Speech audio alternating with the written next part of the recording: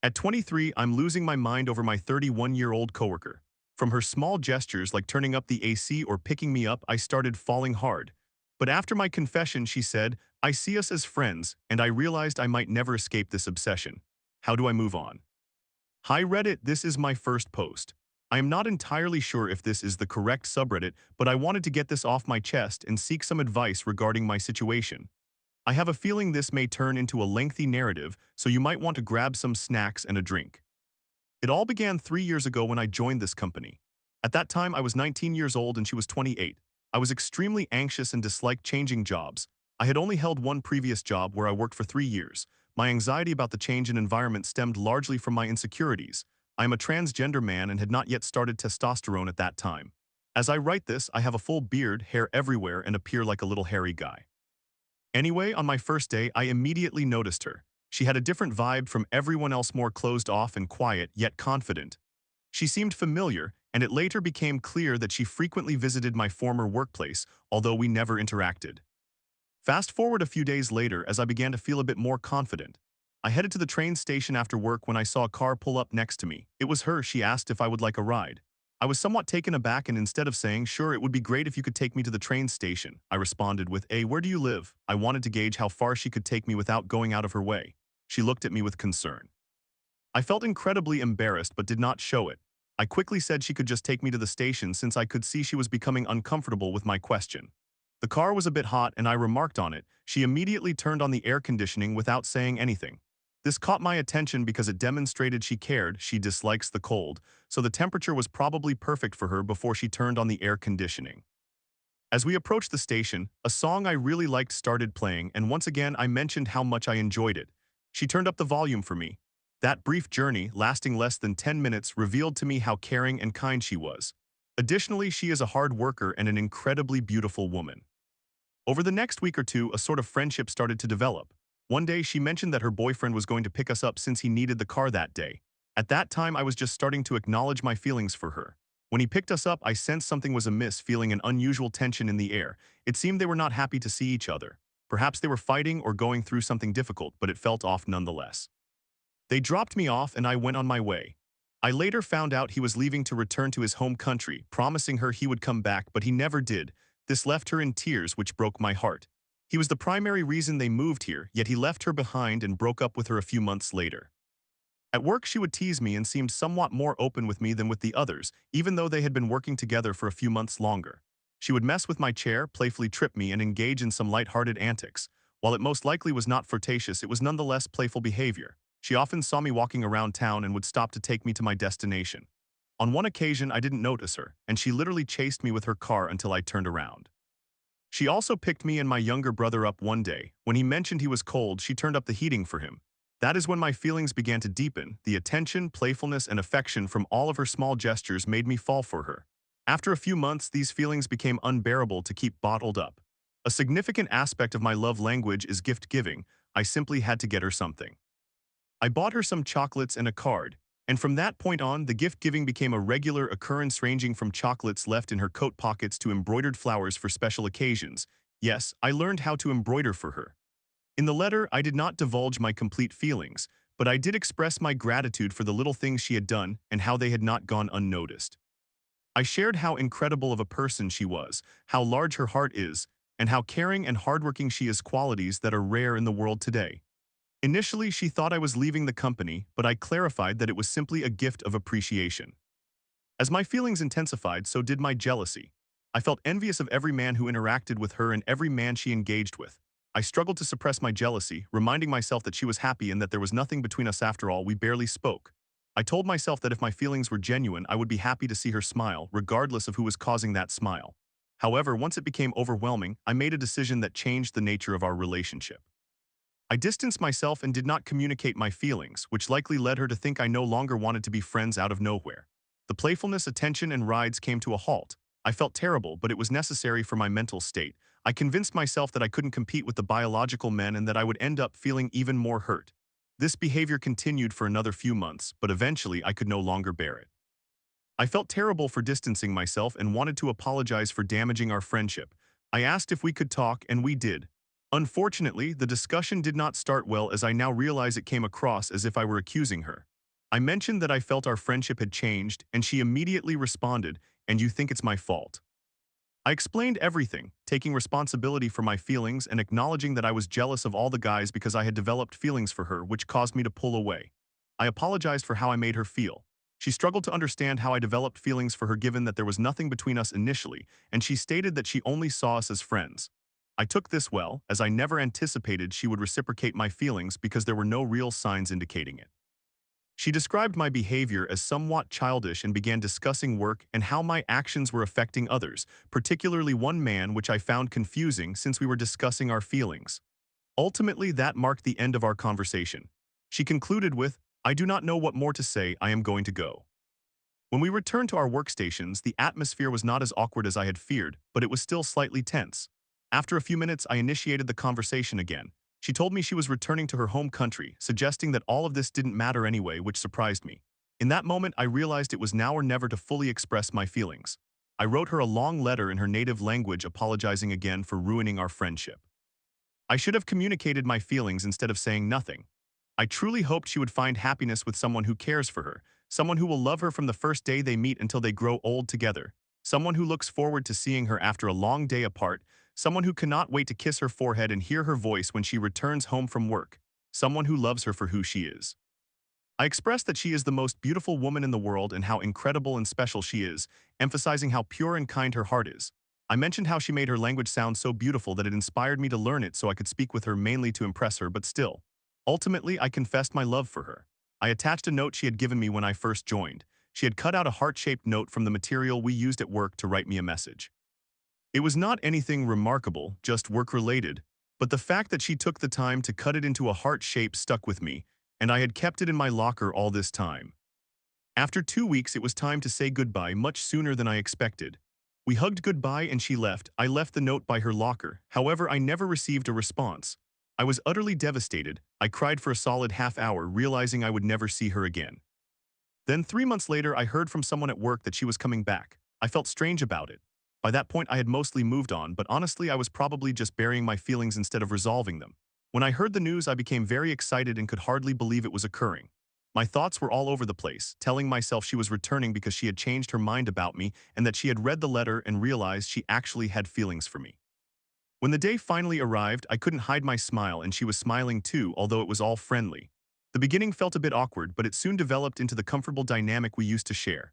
At that time, I was on testosterone, which gave me more confidence. My voice changed, and overall, I was a different person, and so was she. I could feel and see how we had both changed for the better during the 3 months apart. Since then, we have continued to grow, and it has been a pleasure and an honor to witness her come out of her shell, laugh, and just be her goofy, funny self because indeed, she is genuinely funny. She is honestly the complete package. Any man who gets the chance to be with her is the luckiest man in the world because she deserves everything for all that she gives to others and how much she sacrifices for herself. Eventually, I gained enough confidence to come out to her, which only strengthened our bond. It became even better than it was when we first met. I decided it was time to share that I am transgender, to which she simply replied, "Cool," as if there wasn't much more to discuss.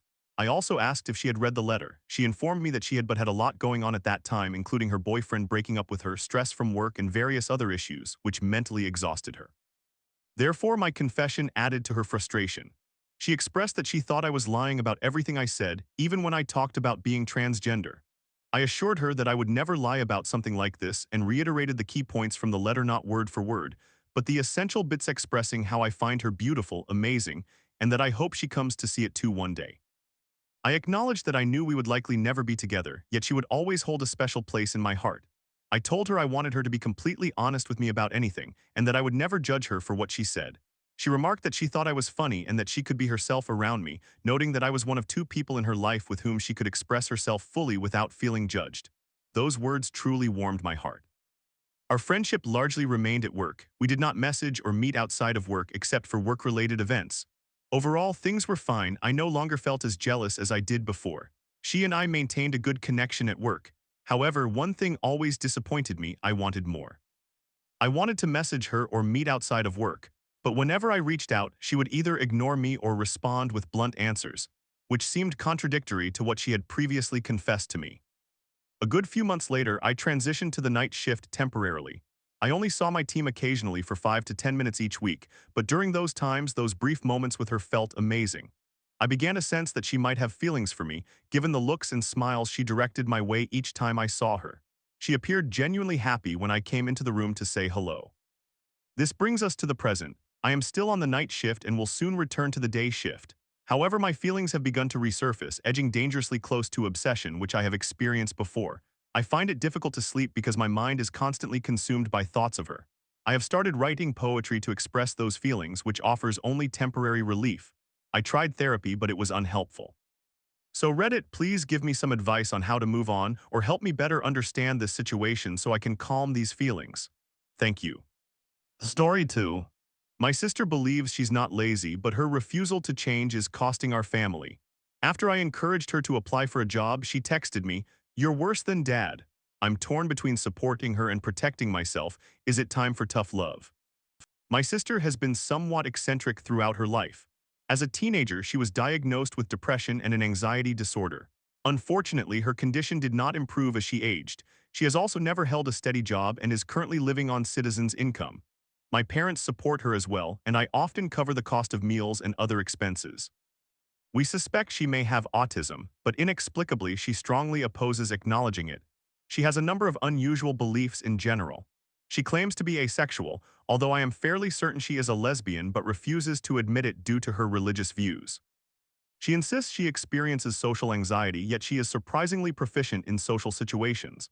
She frequently engages with strangers and handles those circumstances better than I do. Nevertheless, she can be quite awkward at times, particularly in small family gatherings. She also tends to be quite sarcastic, despite lacking much life experience. I find it perplexing. It genuinely does not make sense, but I strive to be accepting because she is my sister. As a family, we endeavor to support her, even though she can be extremely exhausting and frustrating at times. She does not have many friends, which results in her spending a considerable amount of time with us. Last week, while we were watching television, I came across a job advertisement online. It appeared very appealing, the responsibilities seemed minimal, and it required little social interaction. It seemed ideal for her. I am actually contemplating applying myself as the pay appears to be generous for such easy work. So I showed it to her and suggested that she should apply. She became very defensive, concocting reasons why she could not pursue it. She mentioned that she feels she is not improving and expressed her sadness about it. I casually remarked that she is not doing much to aid her recovery. This is a fact. She takes her medication and embarks on a few endeavors, but they are never lasting. She has also never committed to long-term therapy. In contrast, my other sister successfully underwent therapy due to family trauma, which significantly helped her. She discovered the issues with our parents and the impact it had on her. She is doing much better now. However, this sister has never seemed to achieve that progress. I believe she often withdraws as soon as things become uncomfortable and she needs to put in the hard work. It appears easier for her to remain in bed all day, attributing it to her depression without taking any steps to change her situation. She has even received social support to assist her with paperwork and other tasks. I do not want to label her as lazy, but it is also difficult to argue she is not.